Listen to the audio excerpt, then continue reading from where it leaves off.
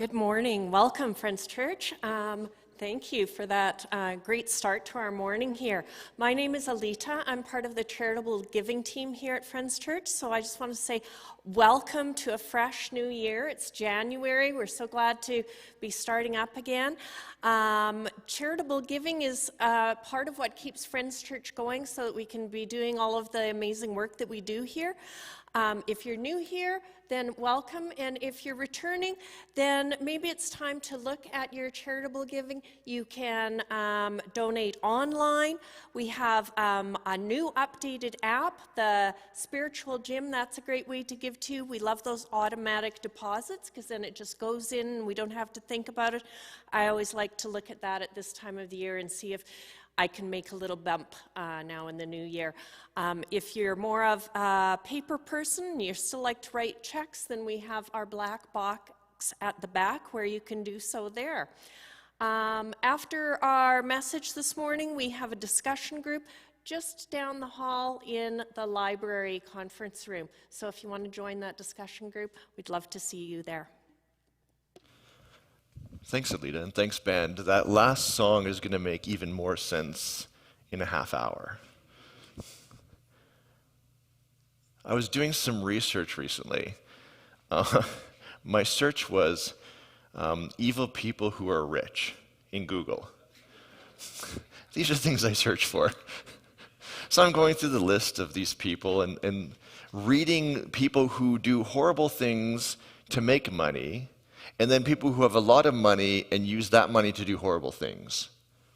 And I'm reading through the list, and it's just getting more and more depressing until I hit one name.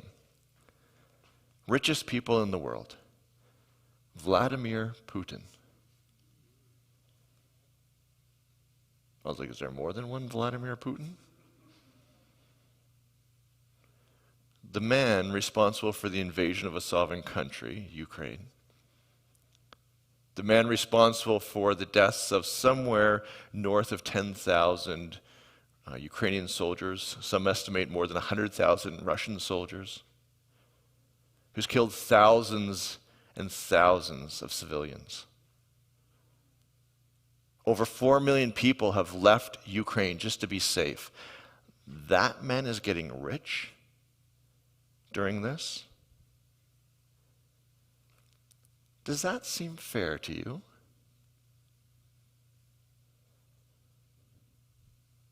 Why is it that people can do such horrible things and get ahead? If we flip it around the other way, think about the people who do good. I'll tell you a funny story. It's about the death of my mom. I don't mean to be, it's going to be awkward. I just stuffed that line, didn't I? Rewind like 10 seconds, forget what I just said, and start now. My mom, the healthiest eater I know, ate salad with everything. I would hate taking her to fast food because she would always give the minimum wage cashier crap for not having whole wheat buns on their burgers. I'm like, Mom, we're at Dairy Queen. They don't care about health here. But Vince, they should have whole wheat buns. Mom, I think you're missing the point. 65 years old, gets diagnosed with cancer. 4 years later, she's dead. Horrible. But she ate healthy her whole life. My dad, on the other hand, did not eat healthy. In fact, his dad, I was just with my family, or his side of the family, none of his kids ever remember seeing him eat a vegetable even one time. He lived to his high 90s. How is that fair? The worst diet in the history of the world, he lives into his 90s. My mom, salad. Why is it that good people have bad things happen? One of the people in our community, she runs the COVID ward for the children's hospital. You sit with her in a minute and you're just going, all these beautiful young kids coming in, sick as a dog. Kids who don't deserve to be sick, who have their whole life in front of them. Putin invades another country, gets unbelievably wealthy, like $70 billion wealthy. That's a billion with a B. Billion. These little kids who've done nothing wrong are sick and dying. Does any of this seem fair to you? When you think about your world and you think about these stories, because we all have them, right? Somebody who's done like amazing things and is poor, somebody who does nothing but bad things and does super well, lives till they're 90. Does that feel just to you? Because I struggle with this. There's actually, our spiritual ancestors have been thinking about this for, let's say, 4,000 plus years now. And their solution to this problem, these questions, why is the world unfair? Why do bad things happen to good people? Why do good things happen to bad people? They have a solution I did not see coming. And it comes in the form of the afterlife.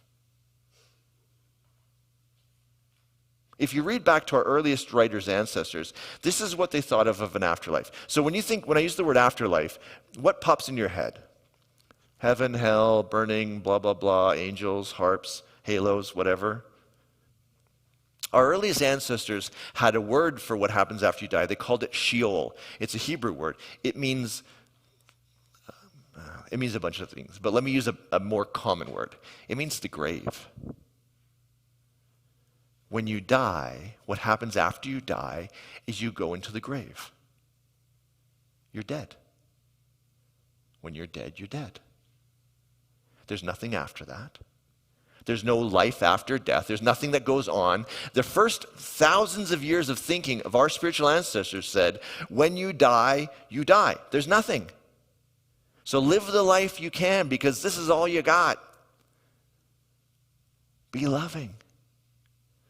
Be merciful. Because when you're dead, you're dead. The poets would say things like, "Oh God, save me from Sheol." It's a nice way of saying, can I live a long life?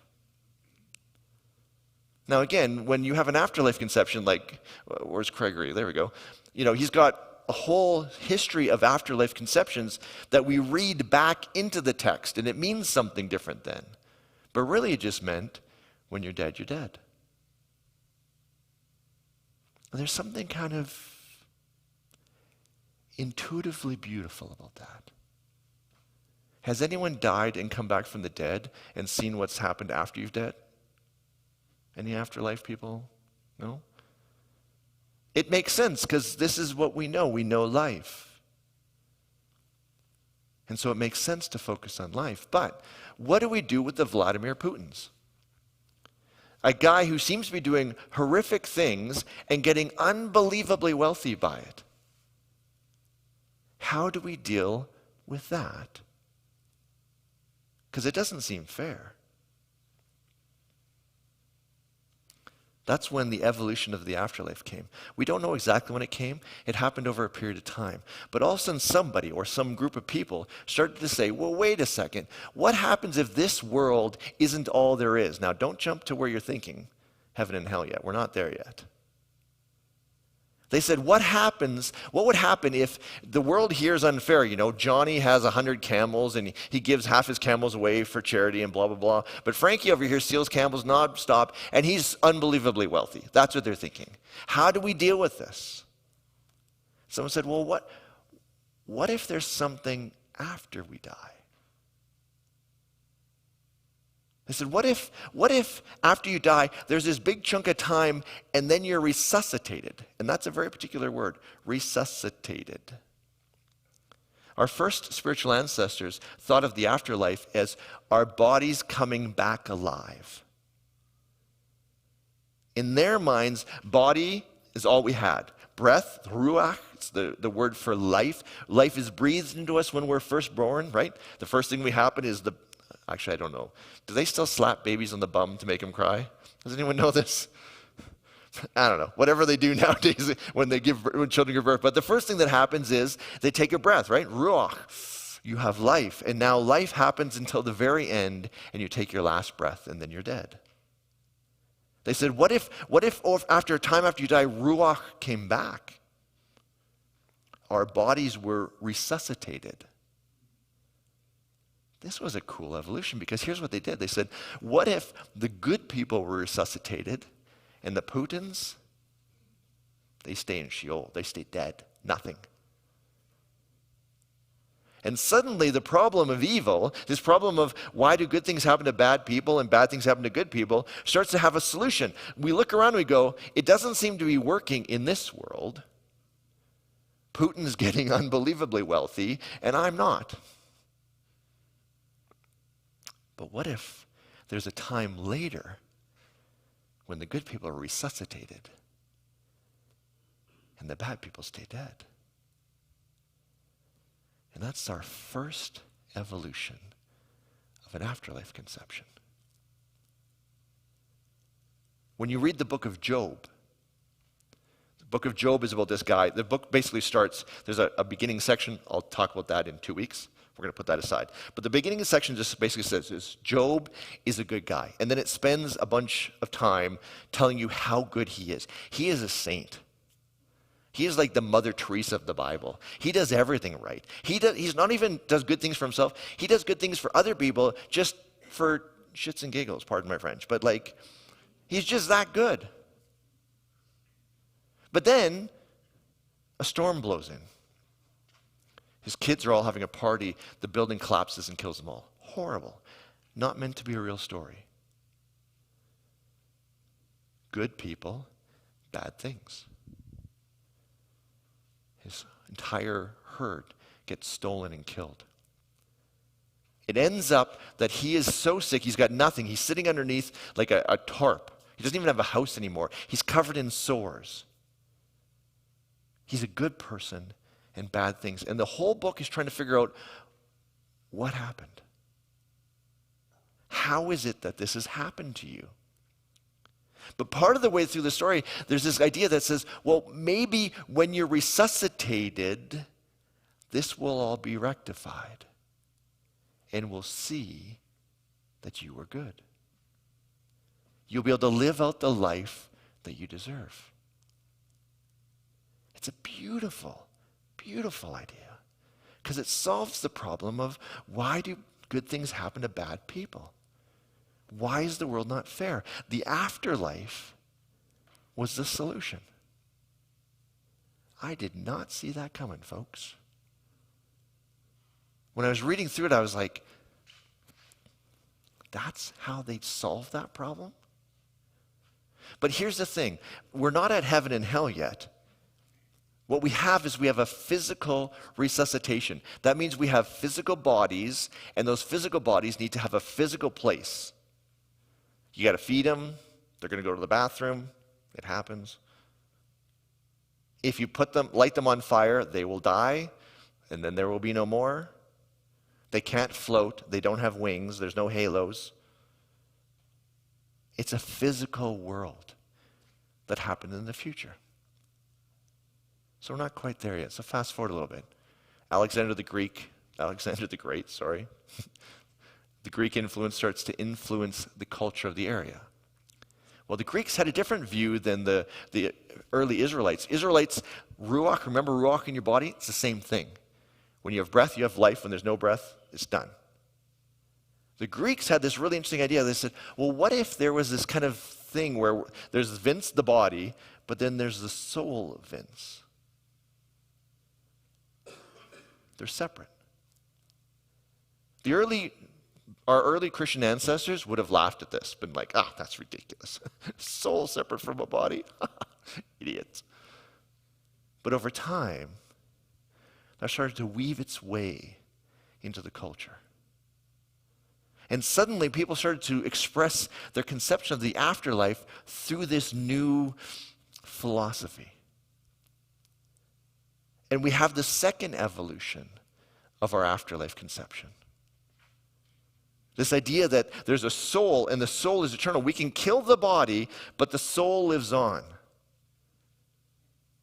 And so some of you who grew up in church or who understand from The Simpsons how traditional church works, you're going, wait a second, I'm seeing how this is going. But there's something different. First, when we separate the body out from the soul, the afterlife can be in the soul. Now we can do all kinds of cool stuff. We can put somebody in a lake of fire if we want to, because there's no body. We don't have to worry about keeping it alive. We can have someone float. They can get wings. They can have 10 heads. I don't know. You just have a soul. But our earliest ancestors still conceived of you die, and then there's this time in the future when the soul is resurrected. It was dead. There's this dead period. If you look at all of Jesus' teachings, he's talking about this. Does anyone remember the Lord's Prayer? Our Father who art in heaven, hallowed be thy name. Thy kingdom come. You know that line? That's this. At some point in the future, we will be resurrected. Not bodies, souls. This will become very, very important in 2 weeks. That gap is mostly what we see in the Bible. At some point in the future, the kingdom will come. But we can't have heaven and hell yet. This whole waiting to the end, that doesn't make any sense. And so what the early people after Jesus, they started to think, well, wait a second. That doesn't seem fair. I live a good life, my whole life, I do everything I'm supposed to do. And at some point in the future, I get rewarded for it? How lame is that? So what they started doing is they started kind of on the basis of fairness, saying, well, what if let's wait 1,000 years. What if it's only 100 years? Or what if it's 10 years? Or what if it's 10 days? And at some point they evolved and said, what happens if when we die, our soul separates from our body and it goes to the afterlife? And now we can have a conception of heaven and hell. This isn't in the Bible, though. The Bible is all written on those earlier conceptions of the afterlife. You die, you die. Or the next one. You die, and at some point in the future, your body is resuscitated if you're good.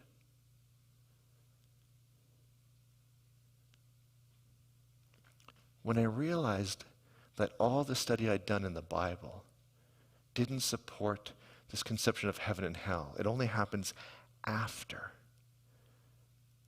something shifted in me. Honestly, I was looking at the Christian tradition through this lens of heaven and hell. Everything was backwards. It was like, well, of course heaven and hell. That's the whole point. That's the whole thing. And when I studied it, I realized, wait a second, that's not even part of it. There's this whole part of the tradition called wisdom literature. It can be translated as how to live in this life well. How to live a good life. When you have an afterlife conception, you don't even worry about that stuff. The question is, where do I go when I die? There's one more evolution that I haven't told you about, and I'm not going to. I'm going to tell you guys in 2 weeks. Kind of muddies the water, but it's a really cool way. It's how we get to things like the devil and angels and demons and all that stuff. But for now, I want you to start seeing the Christian tradition and your journey. What if you see it in a different way? Not reading heaven and hell backwards into the tradition, but reading the breadth of the tradition into your life today. Because I don't know if you're like me. When I was studying this, the first question that popped in my head was, well, what's right? Is heaven and hell right? Is it right that there's an eternal soul and at some point after I die, it gets resurrected? Or is it that, no, it's resuscitation, there's a physical thing, or is there no afterlife at all? What's the right answer? I don't know if you've been around Friend Church a long time. For those of you who are new, this will sound a bit weird. That question, what's right, is what we call stage 2 spirituality.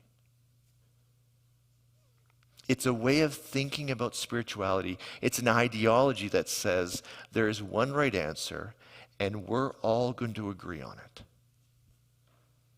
And so I'm going to stand up here as the pastor and I'm going to tell you the right answer and you're all going to nod your heads. Yes, Vince, yes.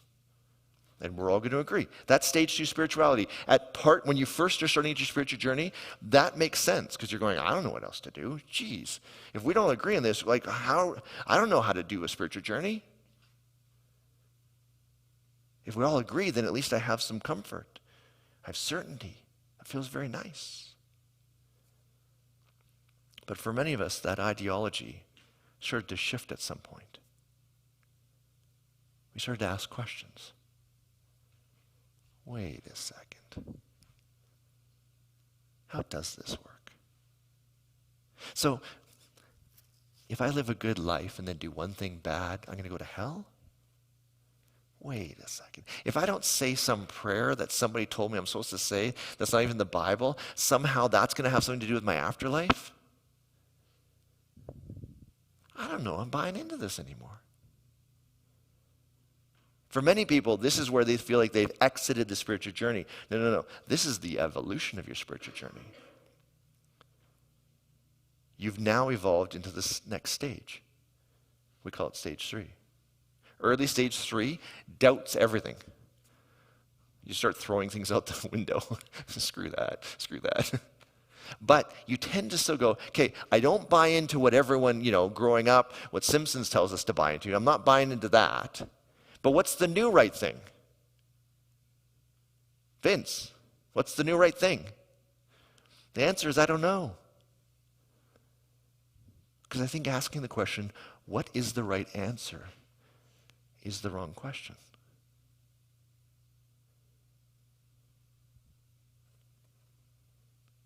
Stage 3 says, I don't buy it. But still, it's looking for the right answer. When we evolve into stage 4, something shifts inside of us. We let go of the need for certainty. We let go of the need to have the right answer. We let go of the need to know what everyone believes and make sure that we're all believing the same thing. All that fighting that happens in stage 2 and 3, that goes away. And now I want to go through the afterlife through a lens of stage 4. Now, if some of you, the fact that I just said there's stages of spirituality, you're just going like, whoa, no worries. Stage 2 is awesome. It truly is. It's comforting. It's relaxing. If your brain never asks questions, if it never doubts, yay you. It will be easier for you. And if that's not your experience, if you're like mine, going like, wait a second, sorry, you're in stage 3. It sucks. You got to deal with it. Luckily, we're all in stage 3. Or at least a lot of the time I am. But I want to give you a picture of stage 4. Stage 4 doesn't ask, what happens after we die? It doesn't want to know the right answer. It's asking a different question. So let's rewind, everyone. What was the very first view of the afterlife? When you die, you die. Think about that for a second. I was talking to Lori just before the service. I won't share his story, so I'll share my story. I grew up with a lot of sick family. My dad was sick my whole life. I remember Christmases where we put him in the hospital on Christmas Eve, and we didn't know if he was going to come home after that. My life is colored by this idea that when you die, you die. It can happen at any second. What do you think happens when you have that view? You don't focus on what's going to happen after I die. You focus on right now. My sister's pissing me off. I'm like, screw her. I'm not calling her back. Screw her. Okay, but if I die tomorrow and there's nothing else, I pick up my phone. When your conception of an afterlife is you're dead, all you focus on is here and now. You're not going, hey, if I do this, what's going to happen in some afterlife over here? You're going, no. What if I do? What if I treat my wife poorly today and I make hell for her? I don't have to worry about an afterlife. I got it right now, right here, right today. And suddenly, all of our focus, when you have this conception of the afterlife, all of the focus is on how do I live my life? How do I treat the people I love with love and kindness? How do I deal with strangers? How do I make the world the way it is? If you notice, Friends Church, we talk a lot about this part of our spirituality. Because it focuses us on our behavior, on our actions, and our influence right here, right now. That's a pretty beautiful piece of our spiritual journey, isn't it? And we get there by realizing that in stage 4, we're not sure which conception is the right. We're not even worried about that. It's saying this conception that says when I die, I die. If I bring that into my awareness today, I live my life for today. And that changes things. But what happens when I'm reading through the list of the richest evil people in the world? And I see things like Vladimir Putin and I go, well, that's not right. I have friends who, the nicest people in the world, cannot catch a frickin' break. I was riding with one guy yesterday. We're just going through his last year of all the things, divorce, sickness. Like, it's just, he is getting kicked. He was miming how, like, he's getting kicked and then he falls over, and just when he gets up again, the life kicks him again. And he's like, it's over and over and over. And he's just trying to live a good life. He's just trying to love the people in his world. Why do bad things happen to good people? When I'm in that space, I connect into that other conception of an afterlife. This idea that we will be resuscitated, and the good people will get life, and the bad people will stay dead. And I go, maybe there is a future that's fair. We were in Italy a while ago in a ferry lineup. We're all in the lineup. We're all tourists. And a local walks up to the line that there's no line. He just walks right up to the door or the window and starts ordering his ticket. And there's a lady. I'm not going to say where she's from, but it it sounds a lot like United States. I'm just saying. She is losing her mind. We're all lined up. It's like maybe 8 in the morning. I have no clue what time it is, but it's like in the morning, and she's screaming, "This isn't fair! You're not being fair! You're not doing it right!" And he's just completely ignoring her. The ticket guy is just like, everyone's ignoring her. She's looking at all of us like, this is not fair! And you're right. There's stuff all through the world that's not fair. There's things that happen, you go, this should not have happened. That person should not have gotten sick and died. That person should catch a break. That person should not get ahead. And when I'm in that space, I connect into this idea of an afterlife that says at some point in the future, everything will become fair again. Justice will happen. And then I don't have to be like that lady at the ticket line. I'm not the justice police that has to be like, this isn't right and you're not right and blah, blah, blah, and blah, blah. Get all anxious and like, how, I can't, No, don't worry. At some point in the future, everything will be made right. Can you let go of being the fairness cop for a second?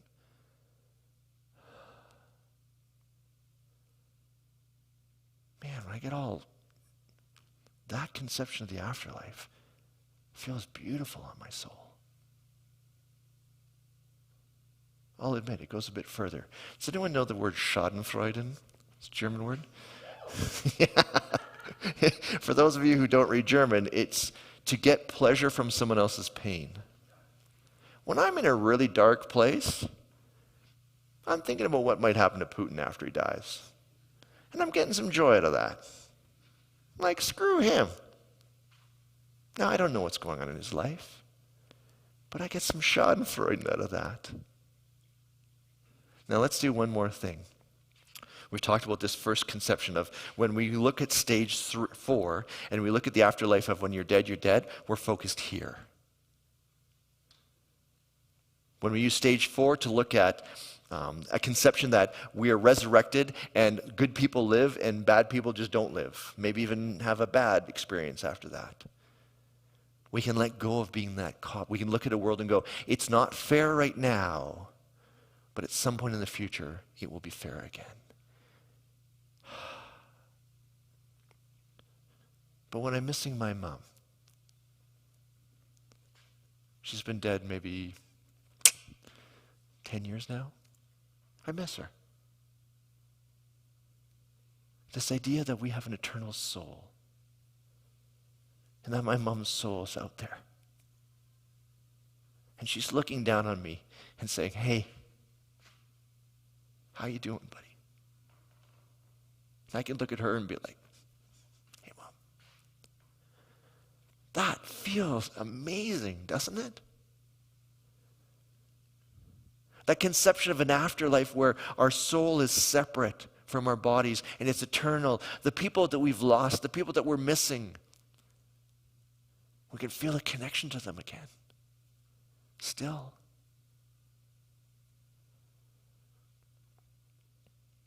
As I finish this message, what conception of an afterlife do you need to tie into today? That's what I've been wrestling with. Can I get the band to come up on stage? Is it that you need to be more present in this moment? Stop thinking about what happens after we die. Stop thinking about fairness. Stop thinking about all that and go, okay, how am I going to live my life today? How are my actions going to impact the world? Do you need to go to this other place where you're not the fairness cop? You're not worried about all, hey, that's not fair. That's not fair. What about that? No. At some point in the future, things will become fair again. Or are there people that you've lost? People that you would love to connect with again? And this idea of an eternal soul, they're still out there.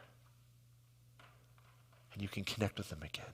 What conception of an afterlife do you need to tie into today? It's the beauty of stage 4. The question isn't what is the right answer. The question is what do you need to tie into today to grow spiritually? That is beautiful. For me, as I say it, I realize, yeah, my mom's birthday was a couple days ago. I'm feeling that connection to the eternal soul. When I read the news and I watch this whole Ukraine thing, I'm pissed. But I need to realize I can't be the fairness police. When I tie into this idea that, hey, in the end, I don't know how it's going to all happen, but fairness is going to happen, I can relax. And as always, how do you need to live your life today to make heaven on earth? That's what I'm going to leave you with. I asked the band to come back up. I want you to really read these lyrics. There's afterlife. It's all through the afterlife. But read the different conceptions of afterlife and how the songwriter is holding them all open at the same time. He says a line, and I'm going to butcher it, but there's something like, I'm not scared of the fires of hell, but it has something to do with what I'm going to do today. He's trying to hold this all at the same time. And that's what I would encourage you to do today. As you watch it, ask yourself, which one do I need to take into my heart today and live out this week? I'm ready now. I'm not waiting for the afterlife. It's a beautiful comment. My prayer is that we hold the holistic view of all the different views of our spiritual ancestors and use those to inspire our spiritual journey today and every day. I can use an old school term, amen, which is kind of like, hell yeah, and you guys go, hell yeah. Next week, Jeff is going to take this, so we've built this whole framework, right? You guys now have an ideology that understands how afterlife has evolved. Jeff is going to start bringing in this, what happens to the bad people, because it starts with where we did. You don't get resuscitated. Haha, Schadenfreude, right? But he's going to take it out into this whole like hell, lake of fire nonsense and all that stuff. It is going to be a blast. So have a great week, everyone. We're going to have a discussion group after if you want to join us. Some of you guys this might be new to you. Some might be a bit triggering. Come, let's discuss. It's a safe place to just kind of open up with ideas. Have a great week. We'll see you next week, everyone.